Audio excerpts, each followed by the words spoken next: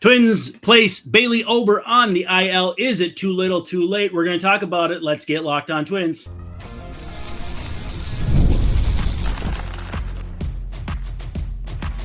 You are Locked On Twins, your daily Minnesota Twins podcast. Part of the Locked On Podcast Network, your team every day.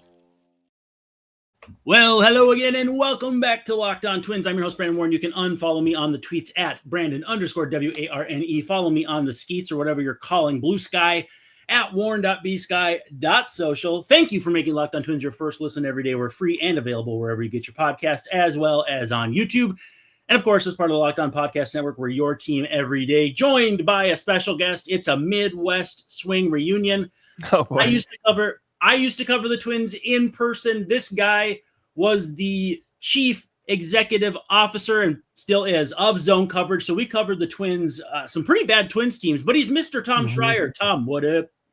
Yeah, I started in middle of 2011. So fans will remember that is the Mauer Morneau were injured year, and little grim for a little while. Shout out to the 2015 Twins who started to turn things around. J.R. Graham, a college, went to my college, I guess, pitched for the Twins, was on that team. So that was a fun year. But that was the first time. I mean, that was the first good team I covered. Same.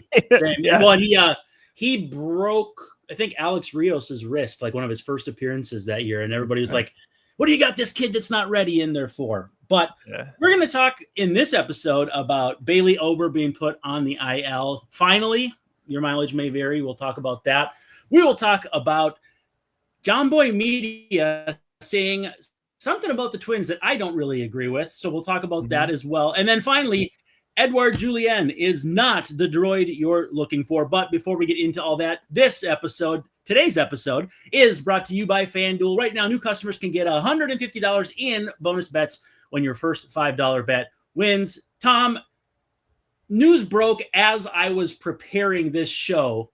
Phil Miller of the Star Tribune, one of my favorite all-time humans, says Twins placing Bailey Ober on the 15-day injured list with a left hip impingement. Left-handed pitcher Cody Funder down under Funderburk is being called to replace him.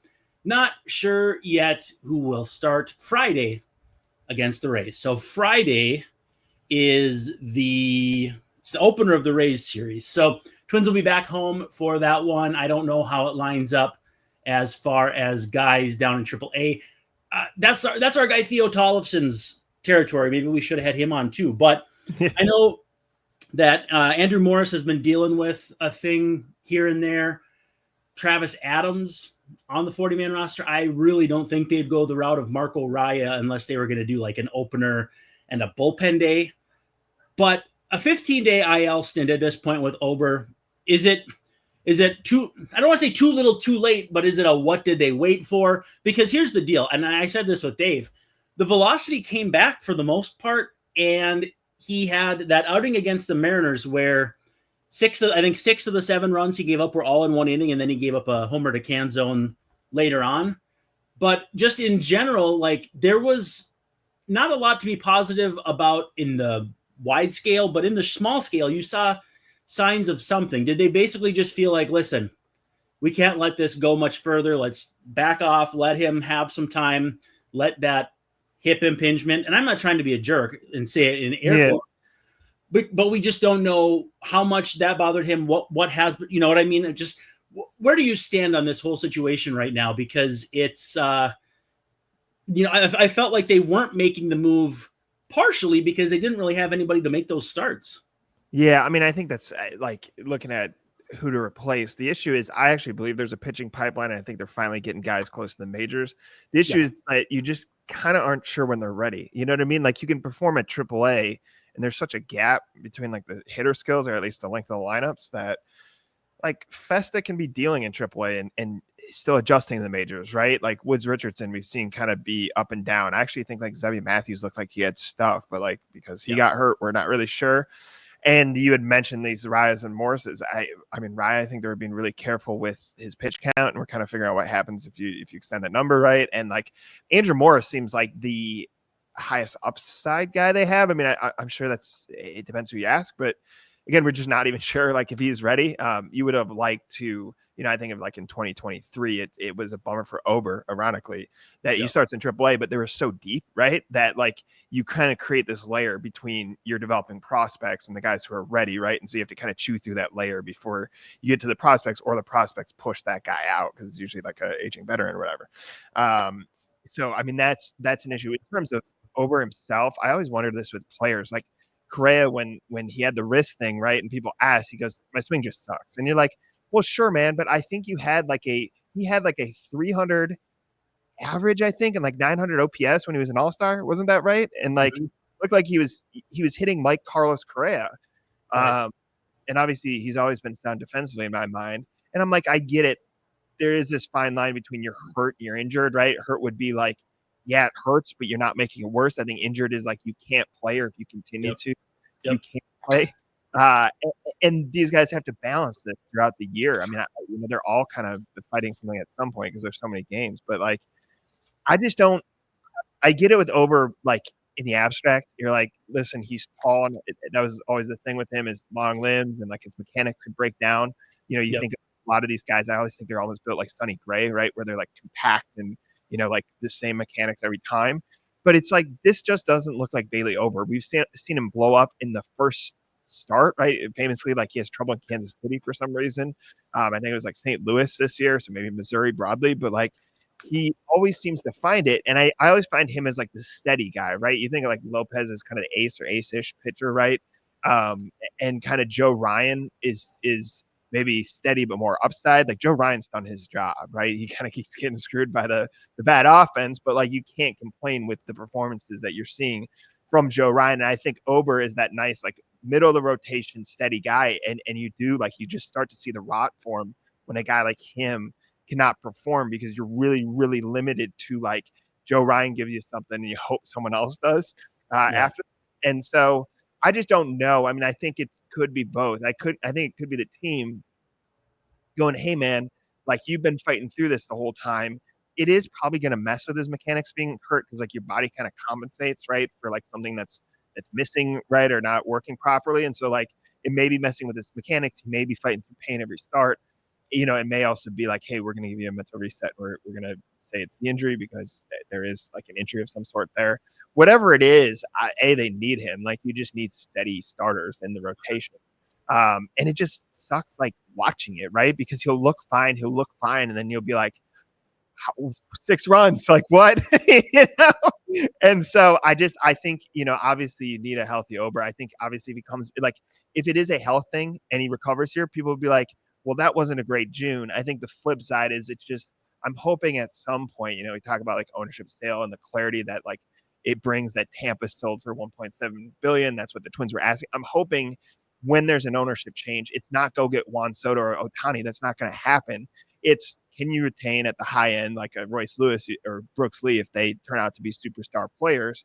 And then it's like, can you just ensure that there's insulation within the roster, right? That like if you have a Lopez go down, you have enough starters behind him. If Matthews goes down, like you have a veteran to replace him. If Ober's hurt, you're not forcing him to start because you kind of need guys. Like you don't want to screw with your prospects. So, that's really my hope, is that as much as it seems like whatever when you had Donovan Solano and like it was a bummer for Ober, and going back to that 03 or 23 season, which also I will remind people was a complete mess. Like it was like they were 45-46 and went into the All-Star break after Baltimore had beaten them 15-2. Like it wasn't like that was a perfect season, but it just, that's what I'd kind of ask of that new ownership group. It's save up for the players that you're getting a good value in their first contracts, make sure that they stay in Minnesota. And then the second thing is just have some insulation, because they're really, they're digging deep here with the Jonah Bryants and the Kierseys and the, these guys who like, it's fine to have one of them. Trying to fill out your bench with them isn't great. And same thing on the pitching side. I just wish they had a few more.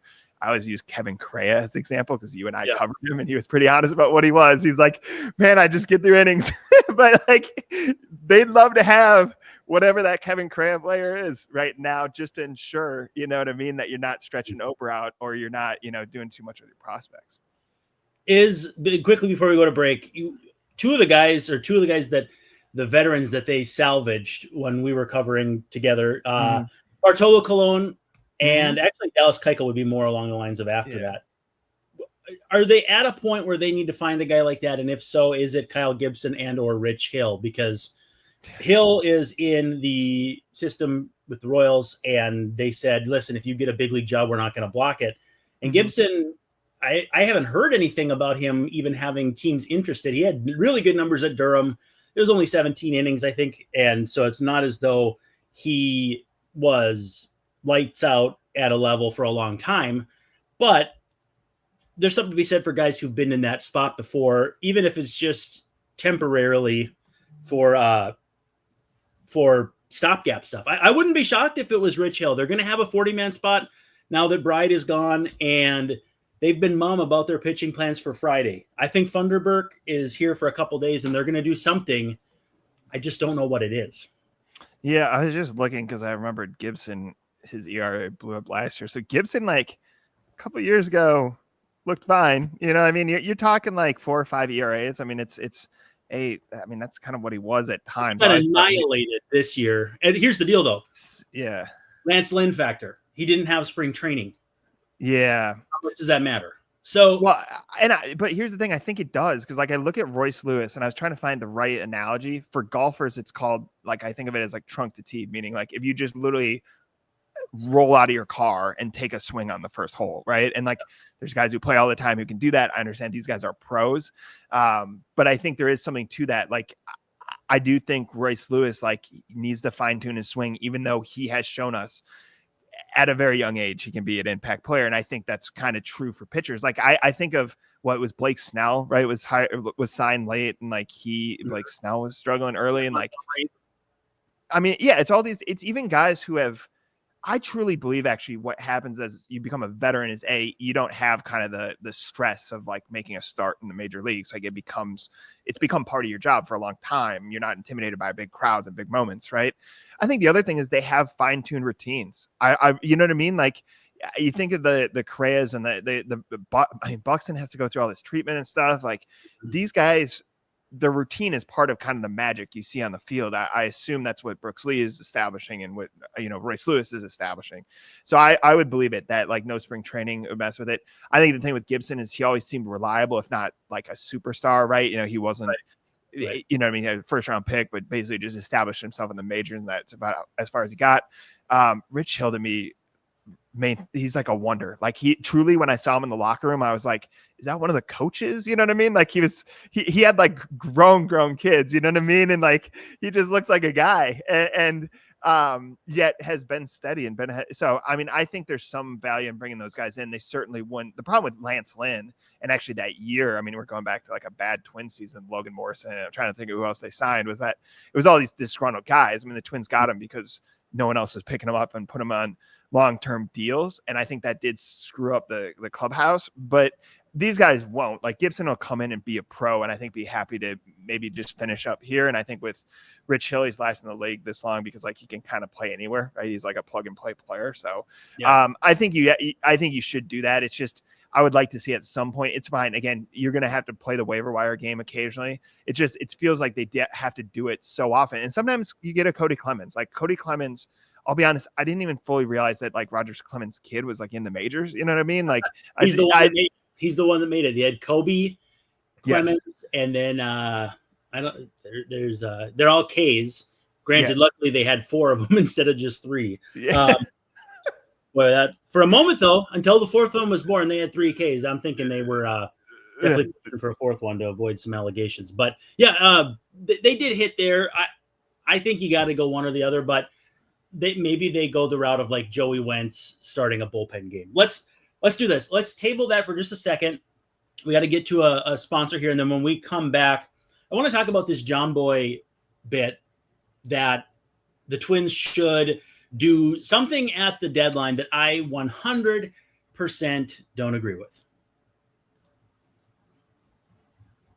Summer sports into full swing, and whether you're about baseball, under the lights, golf on the green, or high-stakes soccer action, FanDuel is the best way to make sure that every game stays exciting for you. You're already following the action. You're already watching these games, so why don't you make it a little more thrilling? You want a little action on the Twins beating the Marlins?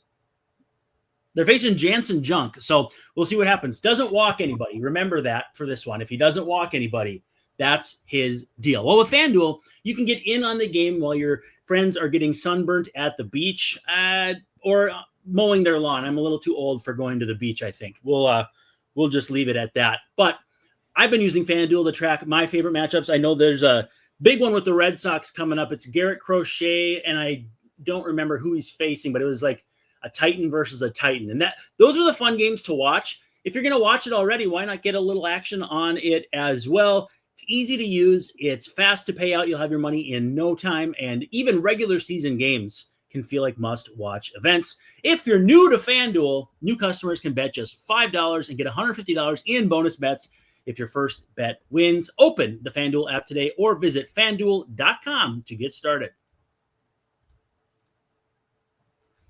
All right, we're back here. It's the second segment, Locked On Twins, Tom Schreier, Brandon Warren, and we are discussing Jomboy Jake, posting his trade deadline tier list. And I'm thinking, it's obviously a podcast or a video podcast because they don't do written content at Jomboy Media. Love Trevor Plouffe over there, but they're a little too Yankee-centric for me. They have these following tiers, all in, overpay for your needs, good trade, soft move, doing nothing is okay, doing nothing is crazy, soft sell, sell everything. The sell everything group is 7 teams. The Rockies, sure. The White Sox, sure. The Marlins, I don't know about that. They don't have a great chance of making the playoffs, but they also have basically the same record as the Twins. Pirates, again, sell everything is weird because if you say sell everything, are you including Paul Skeens, which is not going to happen?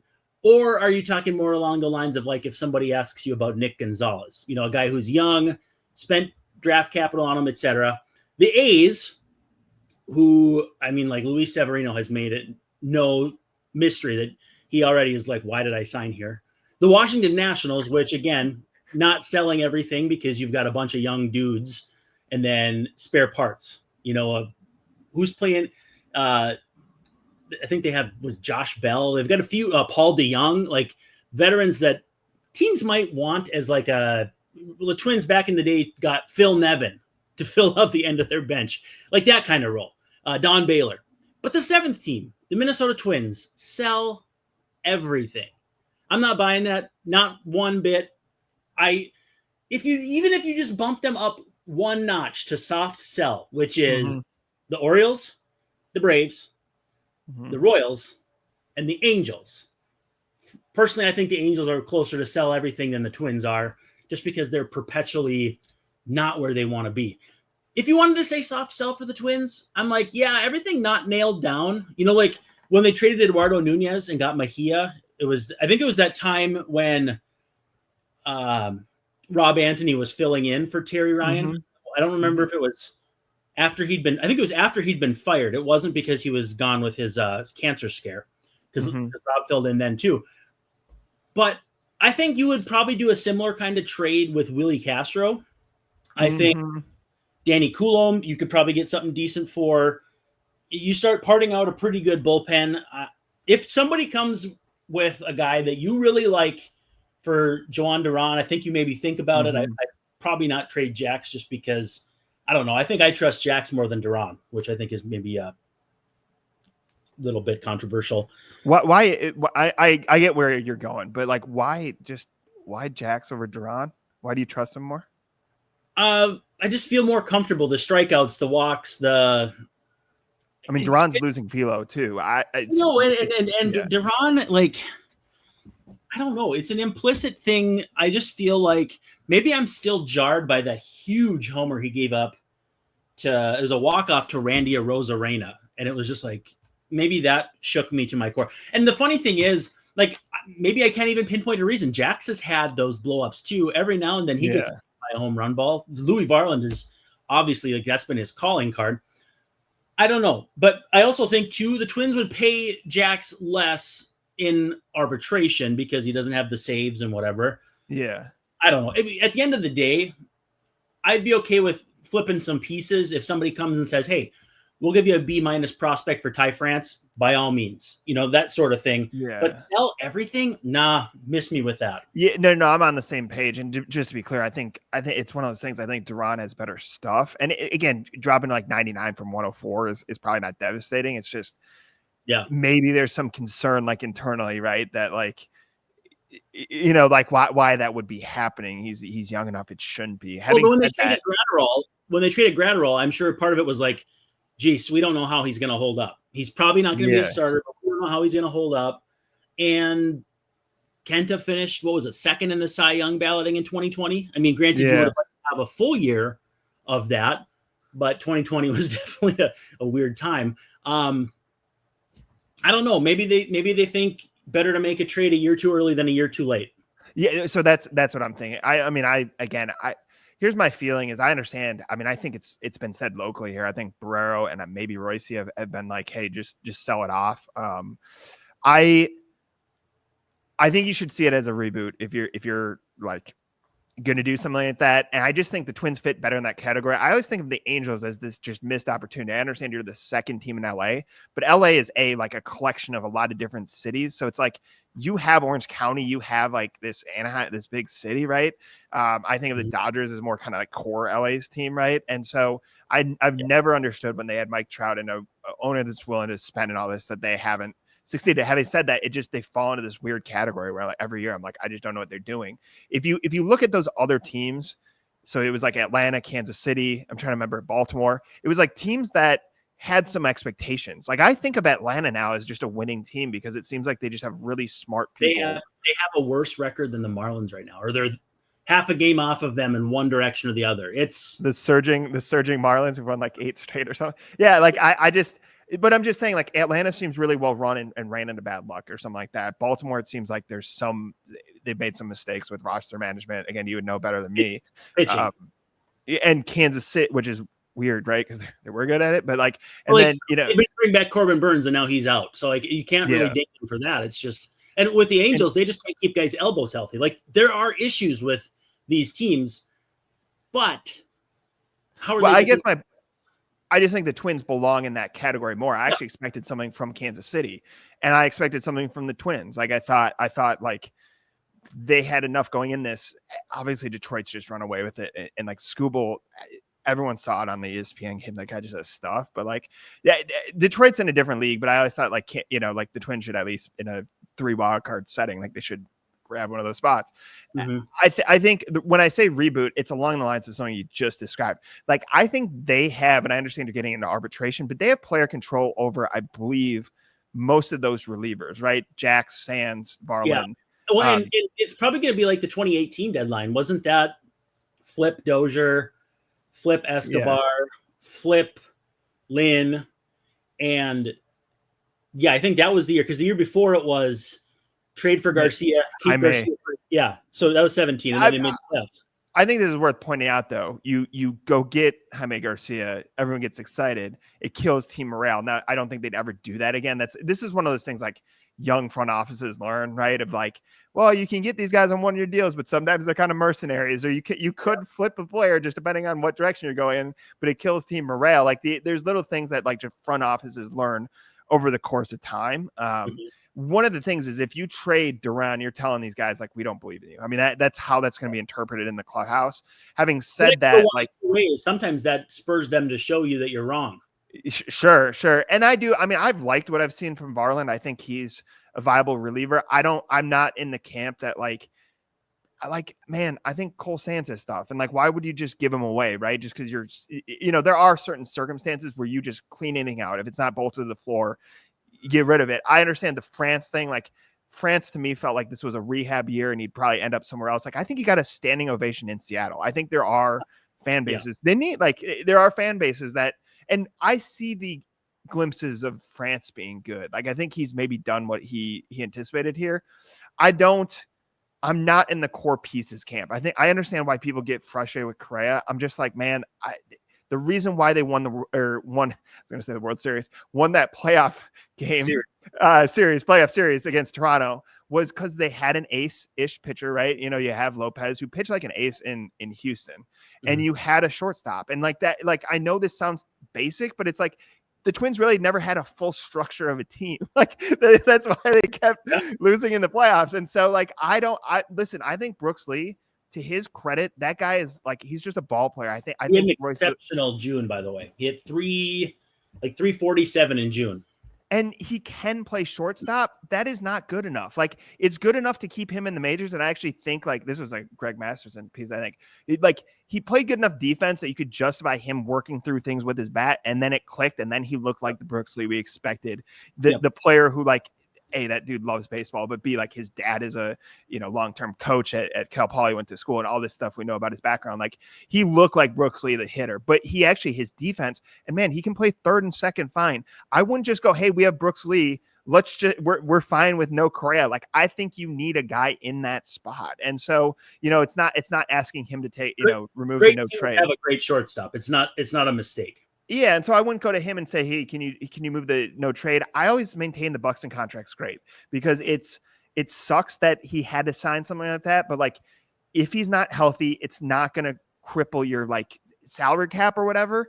And you have just this stupid bargain when he, like, man, like, there were times I'm like, he's just going to hit a home run every time like he faces the first pitch or whatever for that little streak, and like, he's looking like that Byron Buxton that like looks like one of the best players in the world. Like, that he's unfair that he when he goes on a heater. Yep. And because of his defense and base running, and, you know what I mean? He looks, again, he looks like he doesn't belong because he's like so much better than other professional athletes. And like, so I wouldn't be moving those guys. I wouldn't just take the whole bullpen and dump it. I think it's more what you're describing. And it's that category one above. It's been a disappointing season, especially when you throw in a 13-game win streak, especially when you throw in some sort of expectations, bounce back expectations, right? The fact that they overcame 7-15, the fact that they've lost to some bad teams, like, you know, it's just, you add it all up and you're like, this is not the season they want to have. I always feel like it's almost like wasteful, and that like, you wasted good pitching at 7-15. You wasted a 13-game win streak. You waste Buxton when you can't pitch. Like, you know what I mean? You're like wasting something all along here, and that is not a recipe for success, obviously. But we have seen, and I know it's not exactly the same, but 2023 was a sloppy regular season that came together at the right time. You had enough healthy players. You had Royce Lewis like playing out of his mind. You had Lopez pitching well and enough depth behind him. And like, you know, you think of like a Joe Ryan, like, I just don't think he's fazed by like a bigger moment. I think he just goes and does what he does every time he, you know, pitches. And like, you know, you had enough components there to win, to beat the Jays, to kind of maybe put a little bit of doubt into people's mind with them beating Houston. And obviously Houston took over late in that series. But I just think it's not like, it's not a salvageable season. It's just looking less and less like that. And a season like that is more like, hey, come get our guys, rather than putting up the for sale sign in your you know, lawn and being like, I got to get rid of everything. You have to remember, like, I think ownership will change, and I think it's so much more likely once Tampa established a price, right? It's a very different team. It's in a slightly bigger market, but you don't have the Twins fan base. I always remind people, especially now that you're in Twins TV, the right kind of owners will entice people all over to buy. That's people in Minnesota, but that's also people who are from Minnesota who live in Phoenix or Vegas or Florida, you know, somewhere in the Sun Belt, essentially, or move to like New York for a job or something like that. You can get because of the structure of how these things work now, you can capture all those fans. Like, don't cripple that ownership. Like, don't hold that ownership back. Give them a base of kind of, you know what I mean? Like, a base to work with, a foundation to work with. Cause I think someone would come in, someone's gonna have to pay $1.7 billion. It's not, you know what I mean? Like, that's an exorbitant amount of money, but you want them to come in and go, hey, if you supplement this, right? If you kind of build around the fringes and maintain the best players you have. And if you go, if right now you go and sell everything that's not bolted to the floor, that new group is going to come in and go, well, we're going to have to reboot this in order to, you know, fully take, instead of just like, hey, we'll just take what you have here and build upon it.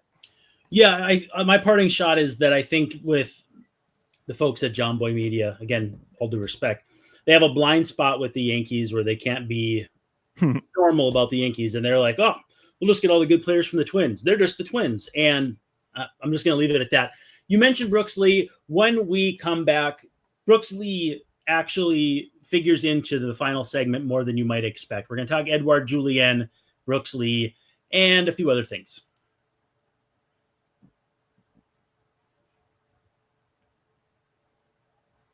Back at it for the home stretch, Locked On Twins. Tom Schreier joining me on this edition, and we appreciate you coming along for the ride. Edouard Julien has been absolutely annihilating the baseball.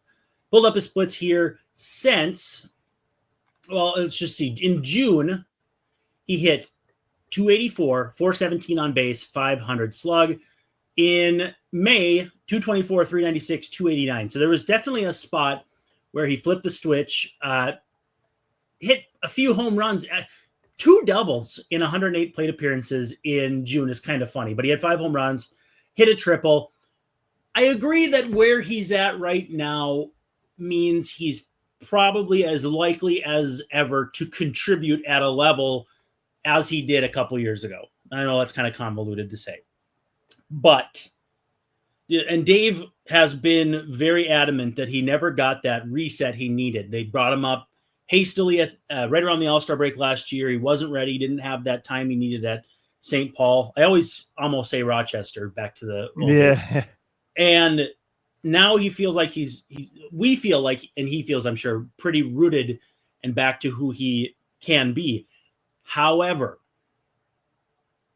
if you bring him up, where does he play? Who do you send out? If you look at the roster as it stands right now, you could send Deshaun Kiersey Jr. out. Mm-hmm. You have Harrison Bader. You have Willie Castro. I don't know that Willie's played much of any center field this year. But even still, that just gets Julien on the roster.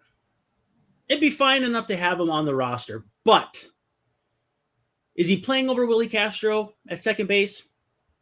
Considering Willie's been hitting third and playing, I mean, he's been playing all over, but he's a body you have to account for in the lineup most every day. Is he playing over Ty France at first base? He hasn't played a ton of first base, but he's played some down there. Probably not. They're kind of treating Ty France like they did Carlos Santana last year, for better or worse. I mean, if you traded Ty France, that'd be an option, but Luke Keishel is going to come back at some point, and if they have to find somewhere for him too, first base might be an option. And you have Royce Lewis, and you have the DH spot, and you can filter the DH as things stand with Lewis, maybe a little Buxton. He hasn't DH'd much this year. Larnach has DH'd a fair amount. Matt Wallner, I believe, is DHing in the game that's game number 2 of the Marlins series. They're not going to nail down a DH, I don't think, to where you could bring somebody up and feel comfortable setting them in that spot. I just don't see a spot for Edouard Julien, no matter how he's hitting, unless someone gets injured. I'm not cutting Cody Clemens yet. I just think he's played well enough to not cut him anytime soon.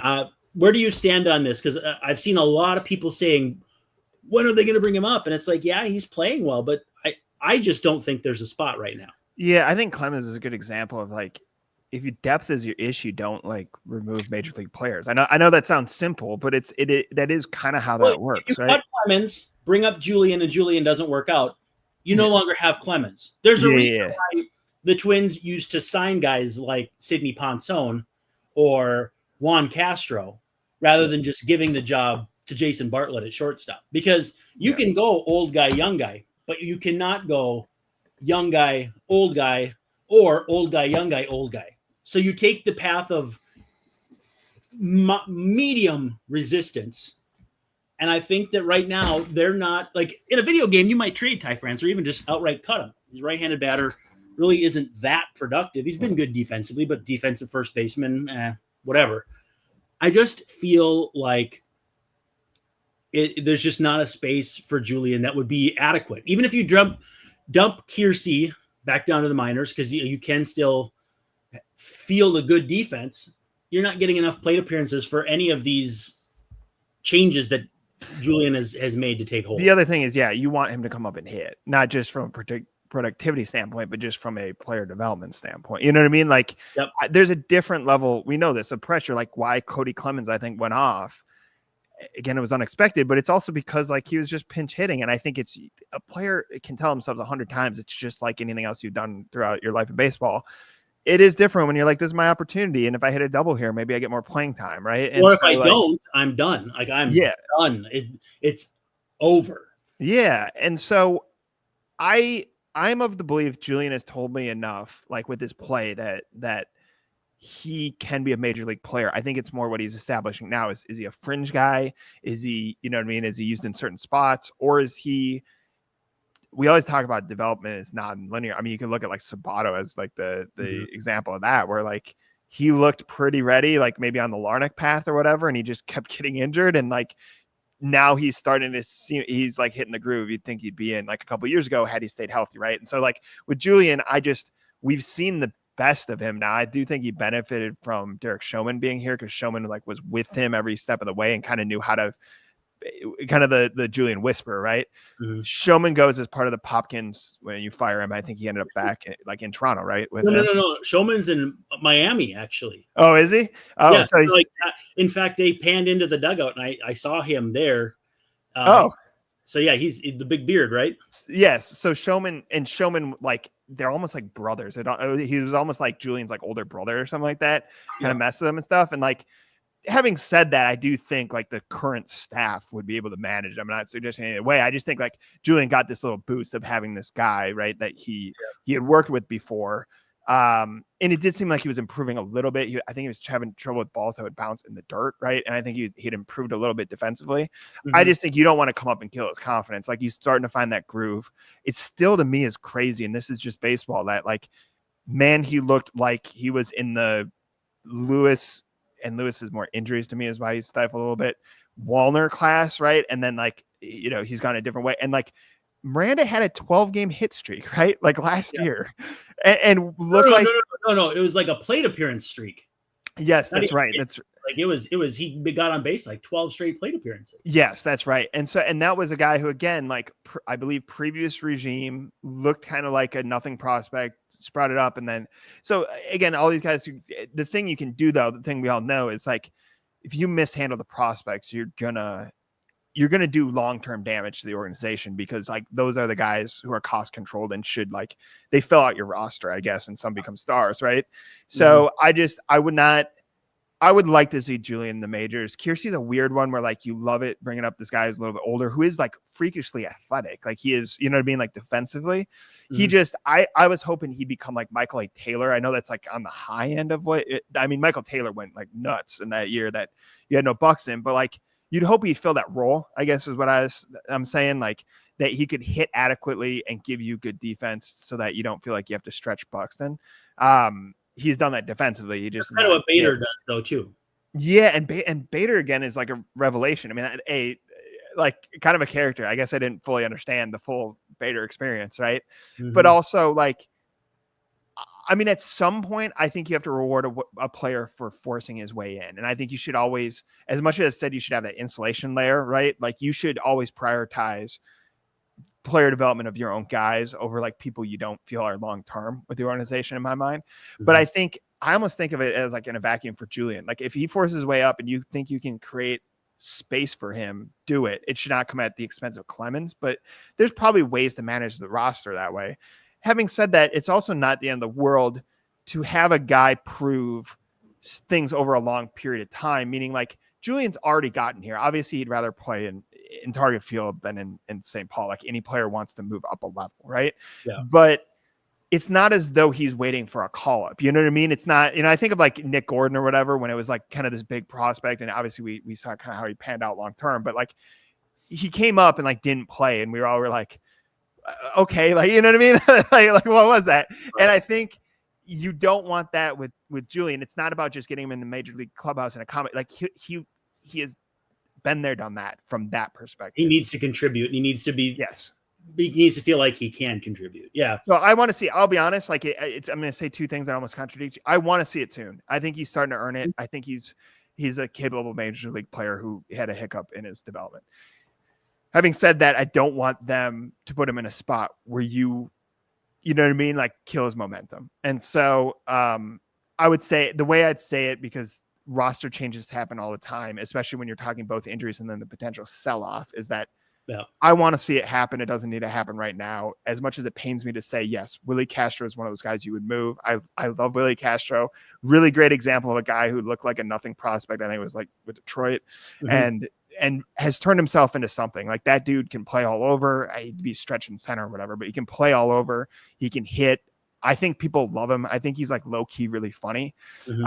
Having said that, that's also the kind of guy that you can move to another organization, because he is just, for lack of a better word, established himself as like a useful major league player for almost any team. You know what I mean? Like, any team could use a Willie Castro type. And so I guess if you move him, right, if someone gets hurt, if whatever, like, I want to see Julien, but I want to see Julien. I almost think of it almost in a vacuum. I want to see it just give him a platform to launch. And then from there, it's on him to take advantage of that next opportunity. But I think it's a good sign for the organization no matter what. I actually do believe, like, as much as the pitching is not panning out right now, you actually have a pipeline. Like, they are doing a good job with these. Like, even Larnach has looked good at times. Like, Lee, they're getting something like Sabato. You know what I mean? Like, you're starting to see something. And like, Walker Jenkins looks, now granted, of course, he got hurt because, like, unfortunately, all these prospects, you can't just have a good run where one of these guys, and I think that's just baseball, but Walker Jenkins is looking like he's delivering on kind of being that, like, what would be a top pick in a different draft. Like, I think they're doing a lot right kind of underneath the surface, even if like what you see up above doesn't look great. But you will start to ruin that if you mismanage what I call kind of the leap, right? This leap that you can't. It's why there's quad A players. You can't like simulate the majors fully. So I don't know. I also felt like, I was thinking about this with Plouffe. Like, Plouffe was an example of that, right? We thought he was kind of a quad A player that like didn't really have a position and all this stuff. And because, although they did a lot of things wrong, they managed him right in that time period. He becomes kind of the fabric of part of the fabric of the Twins, right? He's, I mean, you know what I mean? He's the Jomboy, and then he's doing TV or whatever for Twins TV for the team. And like him in the locker room, he looks kind of the same, and his kid is so much older. You know what I mean? It's like this weird, like, it's this weird visual, but he feels, him and Dozier were back, obviously, because they were doing TV. They feel like they belong there, right? And I think, like, this is, if an organization does right by its players, the reward is obviously like the production on the field, which is most important, but also that like Julien can go through this hiccup and still feel like he's part of this team that, you know, for a minute there, he felt like that was no brainer that he was, you know what I mean? He was one of those top prospects. So I don't know. I hope they manage him right. And I do want to see him as soon as it makes sense to see Julien. Yeah. I think really the only chance, and I don't want to put this out there, is something happens to Ty France and you play him at first base until Keishel is healthy, because you got to have ample runway for Julien to, you know, say he comes up and goes 0 for 8. Keishel's another one. Like, it's crazy that guy came up and gave him exactly what they needed. He's so funny. He's very quiet, but he plays like this old school, you know what I mean? Like kind of an energy game where he just like kind of makes contact with the ball and moves around. And I think like that's another one where you're like, man, how could he get hurt? You know what I mean? That quick. But I think we have to remember that he's still a factor in here. Again, I don't know what he looks like over the course of like a large sample size. And like any of these guys, he may have to go back to AAA or whatever, but like at some point, but I'm a huge Keishel believer. Like when I saw him back in the locker room, it was almost that reminder of like, factor him in, you know, he feels like he will become part of the fabric too of the team.